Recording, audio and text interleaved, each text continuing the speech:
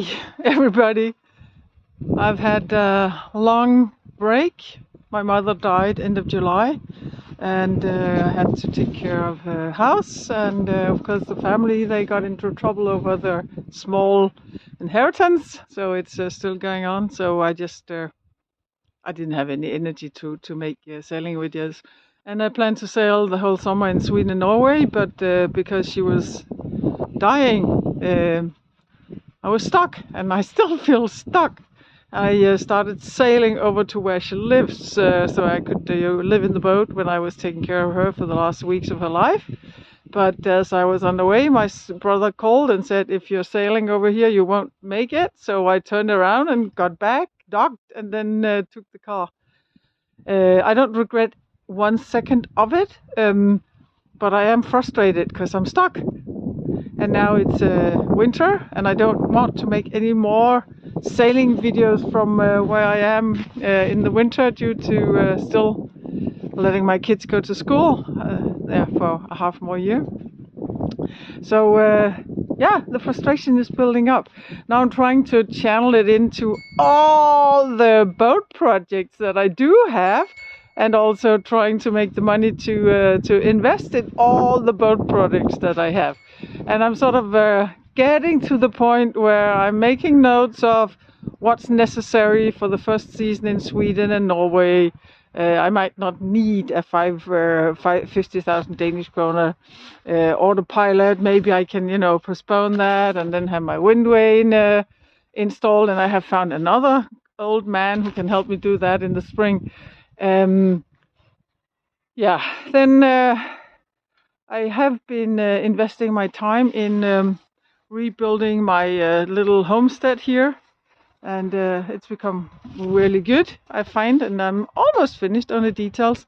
It's been sort of a mental process of not getting too frustrated about being stuck, and also an investment in being a parent.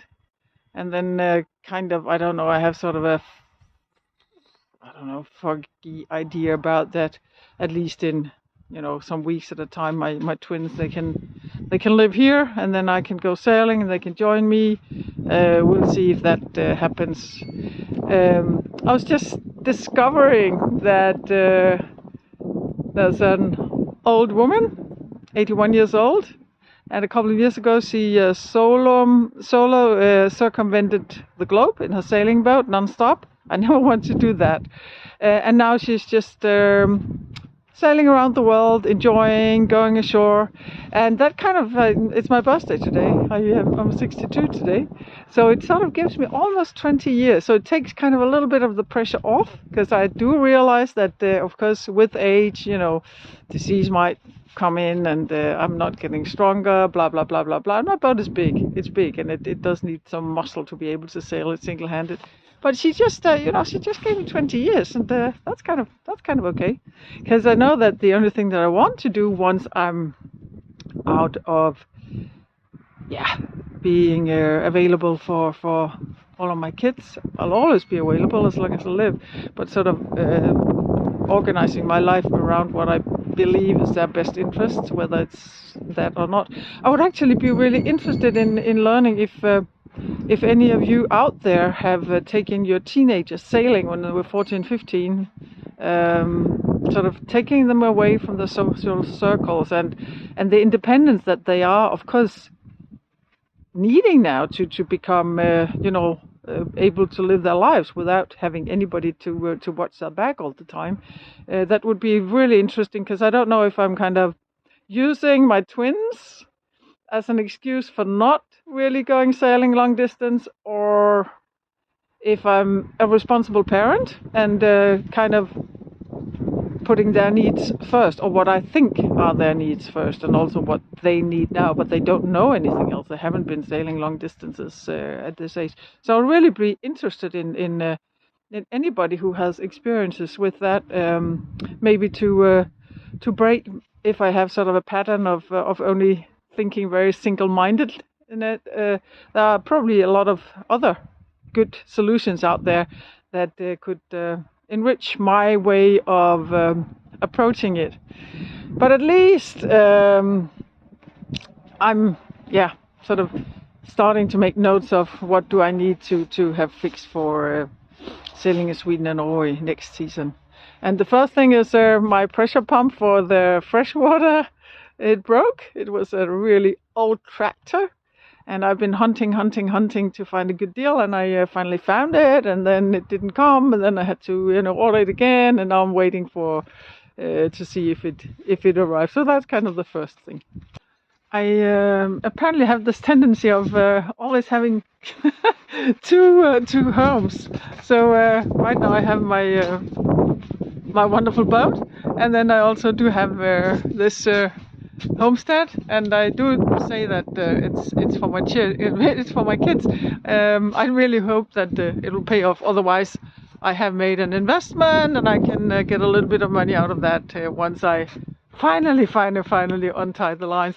But I really have had that for years and years and years, that I've had two homes, and I don't know if it's kind of my basic life experience of survival, that like the fox, it's always good with several exits, especially also with sort of the unrest of the global situation now. I don't know if that's kind of a survival strategy. Um, the yeah, the positive side, of course, is also that I can go from one environment to the other, so that I don't get too frustrated of being stuck. But of course, it always takes energy and money to first of all perfect the bases, because I can't help sort of improving and making them absolutely into the dream that I have. And what I do is I'm looking a lot at Pinterest, gathering inspiration, and then at a point I have an information overload, and then suddenly I find solutions. And I really do tend to no, I get not don't tend to, I try to, and I prioritize to do it with recycled materials, or like these big glass doors. I had my good friend help me remove them from a house, so most of it is recirculated, recycled materials. All the polypropylene is it's new, but most of the money for that I got from one of my thermos windows in the old glass house that broke, that the insurance actually paid for. So I'm really trying to do it as low cost as possible. Um, yeah, because that's a financial situation now, and it's also fun. It's kind of a challenge, and I'll have to do the same with all the boat projects.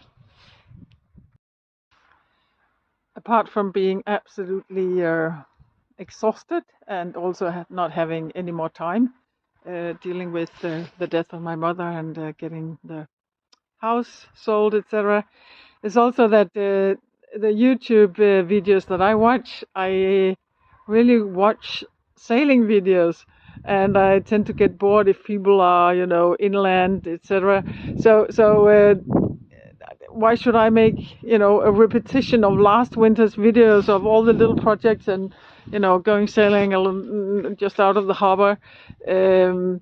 But I really wanted to update, if there's anybody out there who's worried. I have had some contacts asking how I'm doing, and I am doing fine, and I'm also beginning to have a little bit more both mental and physical energy and time to sort of refocus, and also appreciate the freedom that of course will come now that I don't feel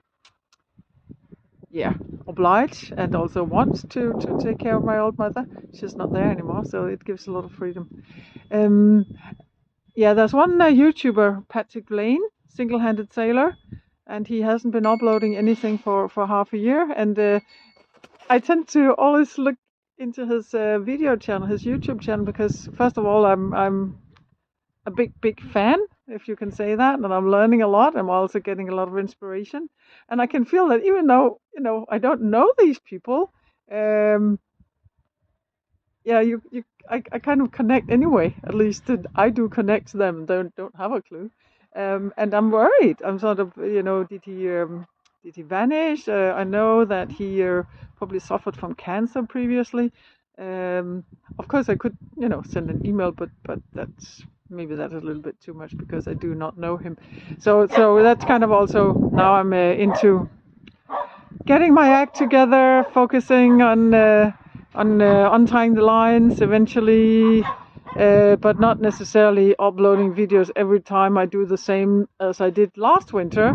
But maybe I will come up with some new winter projects that I will share with you. So I won't even ask you or try to make you subscribe, because I wouldn't do that. I want to do that when people are sailing. But yeah. I will keep you posted, and eventually I will get into the rhythm of sailing and sharing that with you. Have a very Merry Christmas.